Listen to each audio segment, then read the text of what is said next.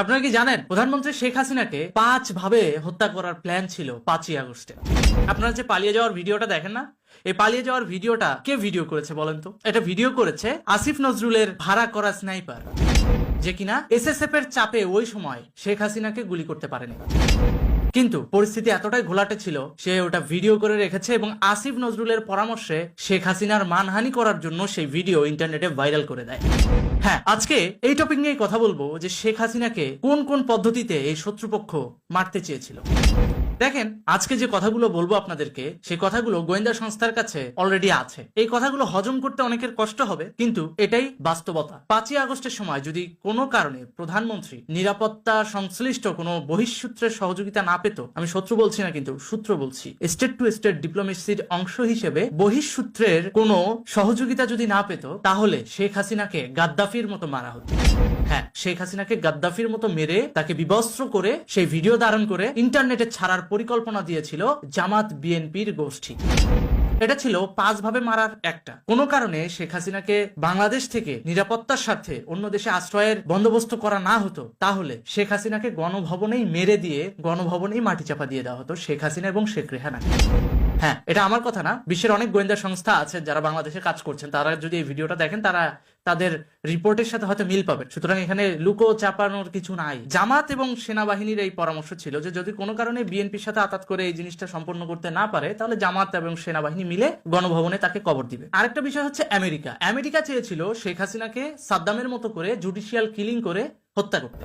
যে প্রথমে তাকে আইনের কাস্টডিতে নেওয়া হবে, গ্রেফতার করা হবে, দেন তাকে বিচারের মাধ্যমে, বিচার প্রক্রিয়ার মাধ্যমে সাদ্দামকে যেভাবে মারা হয়েছিল ঠিক সেভাবে মারা হবে। এই ছিল আমেরিকা এবং ইউনুস গংদের প্রস্তাবনা। পরবর্তীতে বিএনপি এবং জামাত মিলে একটা প্রস্তাবনা দিয়েছিল, এভাবে না, গাদ্দাফির মতো করে তাকে পাবলিকের মাধ্যমে আগে পেটানো হবে, বিবস্ত্র করা হবে, তারপরে তাকে উলঙ্গ করে ভিডিও করে সেই ভিডিও অনলাইনে ইন্টারনেটে ছাড়া হবে। এটা ছিল জামাত এবং বিএনপির প্রস্তাব। কিন্তু এটা পারে নাই আমাদের দেশেরই। আবার অন্যান্য সব সেনাবাহিনী তো আর খারাপ না, কিছু কিছু ভালো সেনাবাহিনীও তো আছে আমাদের দেশে। সেনাবাহিনীর ঊর্ধ্বতন কর্মকর্তাদের মধ্যে একটা অংশ কিন্তু এই জিনিসটা বাধা দেয়, এবং ওই দিন গণভবনে এসএসএফ সর্বোচ্চ ভূমিকা রেখেছিল শেখ হাসিনা এবং শেখ রেহানাকে রক্ষা করার ক্ষেত্রে। কারণ স্পেশাল সিকিউরিটি ফোর্সের কিন্তু দায়িত্ব রানিং প্রধানমন্ত্রীকে যেভাবেই হোক সেফটি এবং সিকিউরিটি দেওয়া, এবং তারই অংশ হিসেবে স্নাইপারকে আইডেন্টিফাই করতে পেরেছিল, এবং স্নাইপারকে আইডেন্টিফাই করে তারা কিন্তু তাদের জিম্মায় নিয়েছিল। যদিও পরিস্থিতি খারাপ ছিল, তাই তাকে মারধর করে নাই কিংবা তাকে চাপে রাখতে পারে নাই। সেনাবাহিনীর একটা অংশই তো কোনো না কোনো ভাবে আঘাত করে এই স্নাইপারকে গণভবনে ঢুকিয়েছিল, তাই তো? এবং সেটাই হয়েছে। এবং পরবর্তীতে যখন দেখলো এই 3টা প্ল্যানের একটা প্ল্যানও কাজ করছে না, ইউনুস গংদের আমেরিকার প্রেসক্রিপশন অনুযায়ী একটা প্ল্যান, জামাত বিএনপির একটা প্ল্যান, জামাত সেনাবাহিনীর একটা প্ল্যান, এই 3টা প্ল্যান, আবার এই যে স্নাইপারের একটা প্ল্যান, 4 নম্বর প্ল্যান, কোনোটাই কাজ করলো। 5 নম্বরে কি আছে? যখন কোনোটাই হলো না, তার মানহানি করে দাও। তখন ওই স্নাইপারকে দিয়ে ওই ভিডিওটা করে, যে শেখ হাসিনা পালিয়ে যাচ্ছে, এই ভিডিওটা করে পরবর্তীতে 5 তারিখে ভাইরাল করা হয়, যেটা আপনারা মিডিয়ার বদৌলতে দেখেছেন অলরেডি ইন্টারনেটে ভাইরাল, যে শেখ হাসিনা প্লেনে উঠছে, হেলিকপ্টারে উঠছে এবং তাকে পৌঁছে দেওয়া হচ্ছে। এই 5টার বাইরে আরেকটা ঝুঁকি তার ছিল, সেটা হচ্ছে ওই সময় গণভবনে বলা হয়েছিল যে শেখ হাসিনা কোথায় যাচ্ছেন? আমেরিকা যাচ্ছেন। কিসের স্বার্থে? নিরাপত্তার স্বার্থে। কার কাছে যাবেন? তার ছেলের কাছে। এইটা কিন্তু গণভবনে বলে গেছে। তিনি যখন হেলিকপ্টারে করে বিদায় নিলেন, ওই সময় জামাতের আদাত অনুযায়ী আইএসআই কে বলা হলো যে ভারতের বর্ডার ক্রস করার পর আমেরিকা যেতে হলে তো পাকিস্তান হয়েই ঢুকবে, কোনোভাবে মিসাইল মেরে হলেও সেই হেলিকপ্টারকে গুড়িয়ে দিতে হবে। কিন্তু তারা এটা জানে না যে এটা শেখ হাসিনা। অবশ্যই সে পলিটিক্যাল বুদ্ধি ব্যবহার করে নিরাপত্তা সংক্রান্ত প্রত্যেকটা বিষয় গ্রহণ করেছে। আর এজন্যই তিনি সেনাবাহিনীকে তো বলেছিলেন যে আমি নিরাপত্তার স্বার্থে, ঠিক আছে, তোমরা রক্তপাত চাও না, আমিও রক্তপাত চাই না, আমি চলে যাচ্ছি। কিন্তু সে দিল্লিতে কেন নামলো? কারণ যদি কোনো কারণে ভারতে সে অবস্থান না নিত, তাহলে পাকিস্তানের আকাশ সীমায় যখনই হেলিকপ্টারটা ঢুকতো, তাকে মিসাইল দিয়ে হত্যা করা হতো। 5 ভাবে শেখ হাসিনাকে মারার পরিকল্পনা দেশে হয়েছে, এবং এর বাইরে বহিঃসূত্র ভাবে যদি কোনো কারণে শেখ হাসিনা বেঁচে যায়, আমেরিকা যাবে তার ছেলের কাছে, যখনই পাকিস্তানের আকাশ সীমা অতিক্রম করবে, তখনই যেন তাকে মিসাইল দিয়ে ঘুরিয়ে দেওয়া হয়। আর এই টোটাল পরিকল্পনার পিছনে ইউনুস, আসিফ, এই গ্যাংরা তো ছিলই, সাথে জামাত এবং লেজুর ভিত্তি হিসেবে বিএনপি ছিল। তো এই যে জামাত, বিএনপি, ইউনুস গংরা এত পরিকল্পনা করেও শেখ হাসিনাকে মারতে পারলো না। কেন মারতে পারলো না জানেন? কারণ রাখে আল্লাহ মারে কে। এই মানুষটার পিছনে কি কম অ্যাটেম্প নেওয়া হয়েছে? দেখেন, সেই 2001 থেকে 4 সাল বেশ কয়েকবার চেষ্টা করা হয়েছে, 24 সালে চেষ্টা করা হয়েছে, কিন্তু পারে নাই, পারবেও না। কারণ এই মানুষটার সাথে কিন্তু অবশ্যই আল্লাহ তাআলার ফেরেশতারা আছে এবং সাধারণ মানুষের দোয়া আছে। তো যদি খারাপ মানুষ হতো তিনি অনেক আগেই ভ্যানিশ হয়ে যেত। তো এটা হচ্ছে প্রধানমন্ত্রীকে যে 5 ভাবে তারা হত্যা করতে চেয়েছিল সেই বিষয়।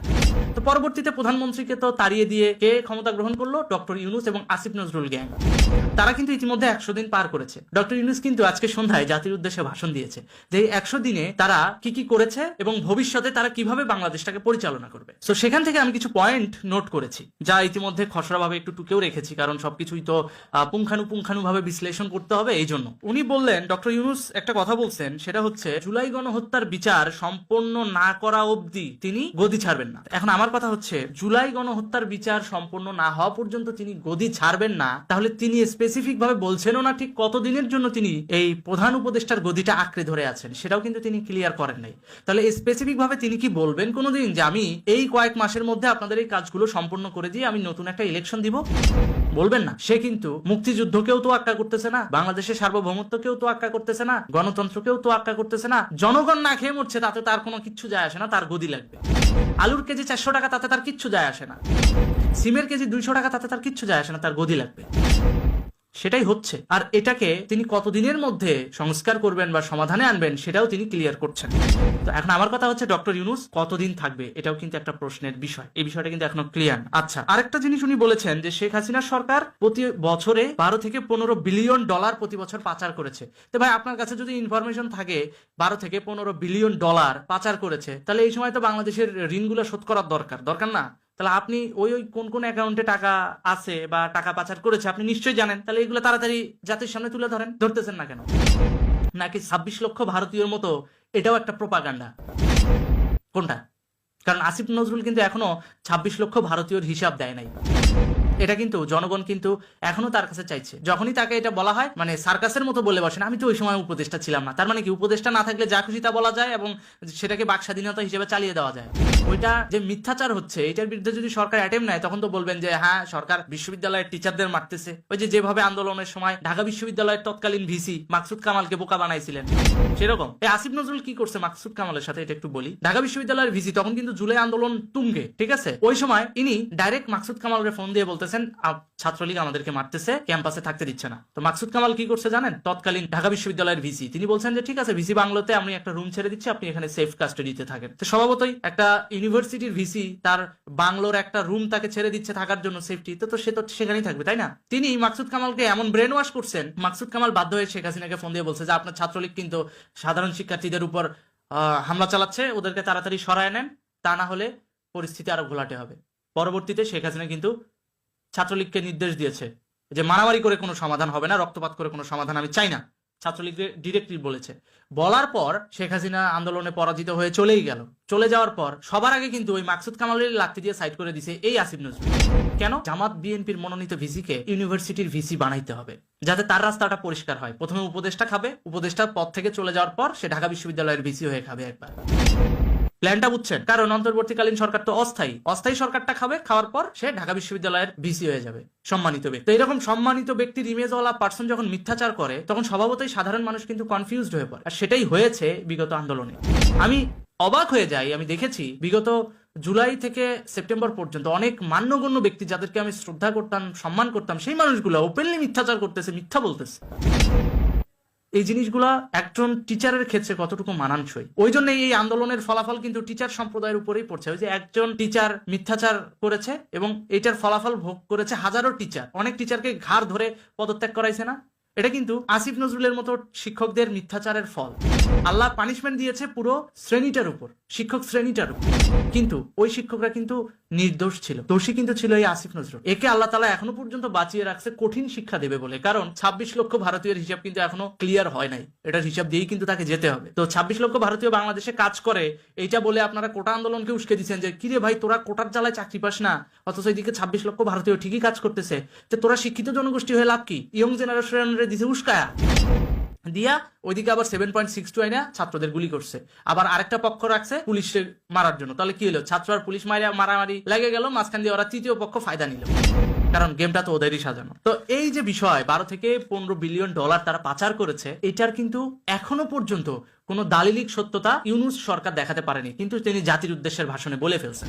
তাহলে একজন দেশের প্রধান উপদেষ্টা, ইমেজওয়ালা পার্সন যখন মিথ্যা কথা বলে, তখন স্বভাবতই জনগণ তো এটা বিশ্বাস করবে। আর বিশেষ করে যারা হাসিনাকে পছন্দ করে না, আওয়ামী লীগকে পছন্দ করে না, তারা তো আরো তাড়াতাড়ি বিশ্বাস করবে। কিন্তু সেটা যদি প্রমাণ থাকে, দেখান আপনি পাবলিককে যে হ্যাঁ অমুক দেশের অমুক ব্যাংকের অমুক ব্রাঞ্চে অমুক অ্যাকাউন্টে এত কোটি টাকা বা এত কোটি ডলার পাচার করেছে আছে, সে টাকা নিয়ে আসেন বাংলাদেশে, আমাদেরই তো কিস্তি পরিশোধ করতে কাজে লাগবে, আমাদেরই তো মুদ্রাস্ফীতি ঠেকাতে কাজে লাগবে। সেটা না করে আপনি কি করলেন, পরেই আবার একটা বক্তব্য দিয়ে বসলেন কি পশ্চিমারা আমাদেরকে আইএমএফ সহ ওয়ার্ল্ড ব্যাংক সহ কয়েকটা সংস্থা আমাদেরকে $8 বিলিয়ন দেবে। 12 থেকে 15 বিলিয়ন ডলার যদি পাচার হয়ে থাকে, আপনি সেটা না ফিরায়া আপনি আইএমএফ ওয়ার্ল্ড ব্যাংক থেকে $8 বিলিয়ন কেন নিবেন? আমি 15 বিলিয়ন ডলার তো আমার নিজের দেশেরই আছে, যেটা আপনি বলতেছেন যে বাইরে পাচার করা হয়েছে, সেটা নিয়ে আসেন। নিয়ে আসলেই তো আমার আইএমএফ থেকে ঋণ করা লাগে না, কারণ আইএমএফ ওয়ার্ল্ড ব্যাংক থেকে ঋণ করলেই আমার টাকাটা সুদ দিতে হবে, আমার এই টাকাটা আবার বাড়তি তাদেরকে কিস্তি আকারে দিতে হবে। তা আপনি এত ঝামেলায় যাবেন কেন? আপনি নিয়ে আসেন। 12 থেকে 15 বিলিয়ন ডলার পাচার হয়েছে যেটা প্রতি বছরে, তাহলে 15 বছরে চিন্তা করেন, 15 বিলিয়ন গুণন 15 বছর চিন্তা করেন, প্রতি বছরে 15 বিলিয়ন হলে 15 গুণন 15 হিসাব করেন কত টাকা হয়। এই টাকাগুলো ফেরত আনলে তো আমাদের আইএমএফ ওয়ার্ল্ড ব্যাংকের কাছ থেকে ঋণই নেওয়া লাগে। এত কিছু জানে আমাদের ইউনুস বাবা, তে নিয়ে আসে না কেন? তাকে নিয়ে আসতে বলেন। আজকের পয়েন্ট আমি এগুলো নোট করে রাখছি এই কারণে, কারণ আমার ভুলেও যেতে পারি, কারণ আজকের বিষয়টা খুব স্পেশাল। আজকের ভিডিওটা আমার কাছে খুব স্পেশাল কেন? কারণ আমি তথ্য নির্ভর ভিডিওগুলো এখানে দিব। আচ্ছা, এটা তো গেল টাকা। এবার দেখেন উনি আজকের জাতির উদ্দেশ্যে ভাষণে আরেকটা কথা বলেছেন যে পশ্চিমা ইউরোপীয় ইউনিয়নের সাথে তার বৈঠক হয়েছে, সেখানে যে তিনি সবাইকে বলেছেন বাংলাদেশে মুক্ত বাজার আছে, আপনারা ইনভেস্ট করতে পারেন। ইনভেস্ট করতে পারেন, ভালো কথা, বাংলাদেশে ইউরোপীয় ইউনিয়নরা ইনভেস্ট করবে, ভালো কথা। তা আসুক, আমরা কোম্পানি যাচাই বাছাই করবো, তারপর দেখে শুনে ভালো ভালো কোম্পানিকেই তো এই দেশে ব্যবসা করতে দিতে হবে, যাতে আমার টাকা পাচার না হয়, আমার টাকা মানি লন্ডারিং না হয়, তাই তো? এটাই তো করবো। দেখেন উনি বলে আসছে যে ইউরোপীয় ইউনিয়ন বাংলাদেশে বিজনেসের জন্য ইনভেস্ট করবে। এখন এটার জন্য যাতে কোনো বাধা বিপত্তি না থাকে, এটার জন্য তিনি একটা ওয়ান স্টপ সার্ভিস তৈরি করেছেন। আজকে যারা জাতির উদ্দেশ্যে দেওয়া ভাষণ, ডক্টর ইউনূসের ভাষণ যারা দেখেননি, তারা পুরো ভিডিওটা দেখলে আপনারা বুঝতে পারবেন। তো ওখানে উনি বলেছেন যে বিনিয়োগকারীদের বিনিয়োগ সংক্রান্ত চ্যালেঞ্জ মোকাবেলায় তারা আন্তঃমন্ত্রণালয় কমিটি করেছেন এবং সেটা ডিজিটালি এক্সিকিউট হবে। অর্থাৎ আপনি ডিজিটালি একটা ফর্ম ফিল আপ করবেন যে আমি আপনার দেশে ব্যবসা করতে চাই, ফর্ম ফিল আপ করে ডিজিটালি একটা অ্যাপ্রুভাল নিয়ে আপনি চলে আসতে পারবেন। আপনার যাচাই বাছাইয়ের দরকার নেই। এখন আপনি ড্রাগস কোম্পানি না, এখন আপনি আইটির আড়ালে আপনি মানি লন্ডারিং এর ব্যবসা করবেন, হুন্ডির ব্যবসা করবেন, এটাও আপনার দেখার দরকার নেই। আপনি বিনিয়োগ করবেন, জাস্ট একটা ফর্ম পূরণ করবেন, ওয়ান স্টপ সার্ভিসে ফর্ম পূরণ করে আপনি চলে আসবেন। যাচাই বাছাইয়ের কোনো দরকার নেই এই জায়গায়। এটা যদি হয় তা তো বাংলাদেশের পাইন মারা সারা, এখন বলতে পারেন পাইন মারা সারা কেন, আমি একটা মানে আরো ব্যাড ল্যাঙ্গুয়েজ ইউজ করতাম, সেটা করি নাই। পাইন মারা সারা এই কারণে, আপনাদের গত বছরের অক্টোবরের কোনো নিউজের কথা মনে আছে যেখানে বিগো লাইভ 79 কোটি টাকা পাচার করেছিল? মনে আছে বিগো লাইভ? যদি মনে না থাকে আমি ওটার কিছু নিউজ কাটিং আমার স্ক্রিনে দিয়ে দিচ্ছি। এই যে দেখেন, বিগো লাইভ ব্যবসার নাম করে বাংলাদেশে ঢুকেছে, একটা বিদেশি প্রতিষ্ঠান বিনিয়োগ করবে বাংলাদেশে, বিনিয়োগ নিয়েছে গভর্নমেন্ট যে হ্যাঁ আমাদের দেশে বিনিয়োগ করবে, একটা প্রতিষ্ঠান খুলবে, একটা কোম্পানি খুলবে, সেখানে তো আমার দেশের লোকজনই চাকরি করবে। হ্যাঁ, চাকরিও করেছে। এবং যখন গোয়েন্দা সংস্থা দেখলো যে এই প্রতিষ্ঠানটা বিগো লাইভ, এই প্রতিষ্ঠানটা বাংলাদেশে অ্যাপসের ব্যবসা করার নাম করে 79 কোটি টাকা বিদেশে পাচার করেছে এবং বাংলাদেশে এই বিগো লাইভের মাধ্যমে অশ্লীলতা ছড়াচ্ছে, তখন সিআইডি কিন্তু এটা তদন্তে নামে। আর সিআইডি তদন্ত করার সময় কিন্তু মালিককে গ্রেফতার করতে পারেনি, কারণ মালিক আগেই ভাগছে। গ্রেফতার করছে কারে? যারা চাকরি করছে আমার দেশের সিটিজেন, তাদেরকেই গ্রেফতার করছে, ম্যানেজার, সুপারভাইজার, সিইও, হ্যাঁ এই টাইপের যে কর্মকর্তা ছিল তারা। পরবর্তীতে দেখা যায় যে বিগো লাইভের যেই মালিক বা পার্টনার যে কিনা বাংলাদেশে বিনিয়োগ করেছে, সে আবার আমাদের ঢাকা রংপুর মহাসড়কের টেন্ডারে 60% সে তার দখলে। অর্থাৎ সে বিগো লাইভের ব্যবসা তো করতেছে, পাশাপাশি টেন্ডার বাণিজ্য করতেছে। সে টেন্ডার নিত মন্ত্রণালয় থেকে, নিয়ে সেই টেন্ডার সাবকন্ট্রাক্টে দিয়ে দিত, মাঝখান দিয়ে কমিশন খাইতো এই ব্যক্তি। তাহলে কি হলো? আমার দেশের বাজেটের টাকা, আমার দেশের ঋণ করা টাকা দিয়ে আমরা রাস্তা বানাবো, সেটা মাঝখান দিয়ে একজন কোম্পানি এসে সাবকন্ট্রাক্ট বাণিজ্যে ফালাই দিয়ে সে কমিশন বাণিজ্য করে গেল, আর সেই টাকা বিদেশে পাচার হয়ে গেল। তাহলে এই যে টাকাগুলো যে ব্যবসার মাধ্যমে নিয়ে গেছে, কারণ অফিসিয়ালি আইনানুগভাবে এই টাকাটা কিন্তু লিগ্যাল, কারণ আমি ব্যবসা করছি, আমি আমার টাকা নিয়ে যাবো না, আমি প্রফিটের অংশ নিয়ে যাবো না, আমি আপনার দেশে বিনিয়োগ করছি। ঠিক একইভাবে ইউরোপীয় ইউনিয়নও বাংলাদেশে এইভাবেই ব্যবসা করবে। তো তারা তো সাম্রাজ্যবাদের জন্য পশ্চিমারা, তারা যে বাংলাদেশকে ভবিষ্যতে ঋণ ফাঁদে ফেলবে না তার কি গ্যারান্টি আছে? উইদাউট যাচাই বাছাই, মানে উইদাউট ভেরিফিকেশন, জাস্ট একটা অনলাইনে ফর্ম পূরণ করে দিল, ওয়ান স্টপ সার্ভিস, আপনি বিনিয়োগ গ্রহণ করে নিলেন, এতই সস্তা? আরে শেখ হাসিনা থাকতে তো 7-8 বার আগে যাচাই করতো যে প্রতিষ্ঠানটা যে আমার দেশে এক্সেস দিব, এই প্রতিষ্ঠানটা কতটুকু কোয়ালিফাইড, আর আমার দেশের জনগণের কর্মসংস্থান কত পার্সেন্ট করতে পারবে, কত পার্সেন্ট বার্ষিক রেভিনিউ আসবে সঠিকভাবে, সেটা করতো, তারপর এক্সেস দিত। আপনারা ভেরিফাই না করে বিনিয়োগ সংক্রান্ত চ্যালেঞ্জ মোকাবেলায় আপনারা দিয়ে দিলেন কি অনলাইনে ওয়ান স্টপ সার্ভিস, খালি একটা ফর্ম পূরণ করো, চলে আসো, মনে হচ্ছে পাসপোর্টের আবেদন করছে। হ্যাঁ, বাংলাদেশকে কলোনিয়ালিজম বানানোর জন্য আর কোন কোন ধারা বাকি আছে ডক্টর ইউনূসের? আমরা কি এটা কি ইউরোপীয় ইউনিয়নের কলোনি বানাইতে চাই তারা বাংলাদেশকে? আমরা কি কলোনিয়াল জনগোষ্ঠী? ব্রিটিশের কলোনিয়াল থেকে মুক্ত পাইছি, পাকিস্তানের কলোনিয়াল থিওরি থেকে মুক্ত পাইছি, এখন নিজের যখন দেশ করলাম স্বাধীন বাংলাদেশ, এখন সেখান থেকে আমাদেরকে অবমুক্ত করে আমাদের স্বাধীনতা হরণ করে আবার পশ্চিমা ইউরোপীয় ইউনিয়নের যে সাম্রাজ্য বা কলোনিয়াল থিওরি আছে সেই কলোনিয়াল থিওরিতে আমাদেরকে ফেলানো হচ্ছে। এটা কোন ধরনের কনস্পাইরেসি, ষড়যন্ত্র? কোন ধরনের ষড়যন্ত্র?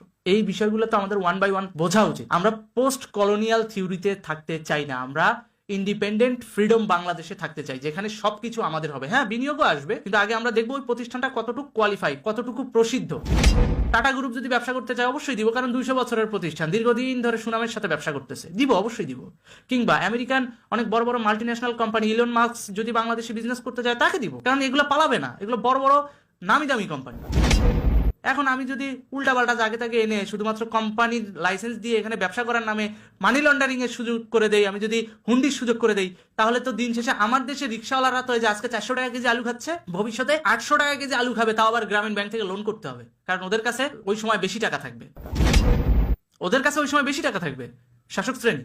এই বিষয়গুলো ওয়ান বাই ওয়ান আমাদেরকে পর্যালোচনা করতে হবে। খালি জাতির উদ্দেশ্যে ভাষণ দিলাম, মিঠা মিঠা কথা বললাম, গলে গেলাম, এতটা গলে যাওয়ার সময় না। কারণ আমাদের দেশের এই এশিয়ায় কেন পশ্চিমাদের এত ইন্টারেস্ট? 47-এর আগে যখন 200 বছর ব্রিটিশ শাসন করছিল, আমরা কি ডাইকে নিয়ে আসছিলাম ওদেরকে, না দাওয়াত করে নিয়ে আসছিলাম? ওরা কিন্তু ব্যবসার মোড়কেই আসছিল, ভুলে গেলে চলবে না। ওরা কিন্তু বাংলাদেশে আবার এই যে ব্যবসার মোড়কেই আসতে চাচ্ছে। খুব শীঘ্রই দেখবেন ইউরোপীয় ইউনিয়নের 20টা রাষ্ট্রদূত তার সঙ্গে নাকি দেখা করতে চাইছে ডক্টর ইউনূসের সাথে, যারা কিনা অলরেডি দিল্লিতে এম্বাসি খুলে বসে আছে।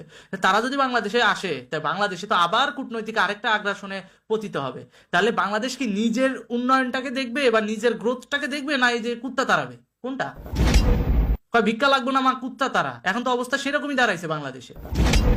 ভাই নিজেরটা দেখবো না আমি আগে এই যে বহিঃশত্রু মোকাবেলা করবো? কোনটা? ইনভেস্টমেন্ট আমরাও চাই, কিন্তু অবশ্যই ভেরিফিকেশন ফার্স্ট। কারণ ইনভেস্টমেন্ট করবে 200 কোটি টাকা, নিয়ে যাবে 800 কোটি টাকা, আমার দেশের শ্রমিকদের ঘাম শ্রমে উৎপাদন হবে জিনিসপত্র, পরবর্তীতে দেখা গেছে লাভের মোটা অংশ চলে যাবে পশ্চিমাদের কাছে। দরকার নাই তো আমার। বরং একটা ভেরিফাইড প্রতিষ্ঠানকে যদি আমি বিনিয়োগের স্কোপ করে দিই, তখন এই জিনিসটা এতটা ভালো হবে যে আমার দেশে কারখানা হবে, আমার দেশের শ্রমিকরা কাজ করবে, তারা সেখান থেকে বেতন নিবে, আর আমার দেশের যে পার্সপেক্টিভ বিনিয়োগ উন্নয়ন ব্যুরোর যে নিয়ম রুলস আইন সেগুলো মেনেই তখন তারা বাংলাদেশকে বেনিফিশিয়ারি করেই তারা তাদের প্রফিট নিতে পারবে। কিন্তু এখন কি হচ্ছে? ওপেনলি যে সে লোক এসে করবে ব্যবসা, ওয়ান স্টপ সার্ভিস। এই ওয়ান স্টপ সার্ভিসের নামে নটাঙ্কি চলতেছে বাংলাদেশ, আর এই নটাঙ্কি বন্ধ হওয়া উচিত। এই সাকসেস যদি বাস্তবে রূপান্তরিত হয় তাহলে বাংলাদেশের জন্য বিশাল ক্ষতি। সেটা এখন দেখতে পাচ্ছেন আপনারা, আলুর কেজি কিন্তু 400 টাকা। তো ওই যে টেম্পু তারেক যে আছে না, টেম্পু তারেক যে সবসময় বলে ভারতীয় পণ্য বয়কট করুন, এখন ধরেন ভারতীয় পণ্য বয়কট আমরা করে দিছি, ভারত থেকে আর আলু আসবে না, তা আলুর দামটা কমান। এখন তো শেখ হাসিনা নাই, এখন দাম বাড়ছে কারা, বাড়াচ্ছে কারা? এখন তো আওয়ামী লীগ নাই, যুবলীগ নাই, চাঁদাবাজ কেউই নেই, তাহলে এখন দাম বাড়ছে কেন? জিনিসপত্রের দাম বাড়াচ্ছে কে?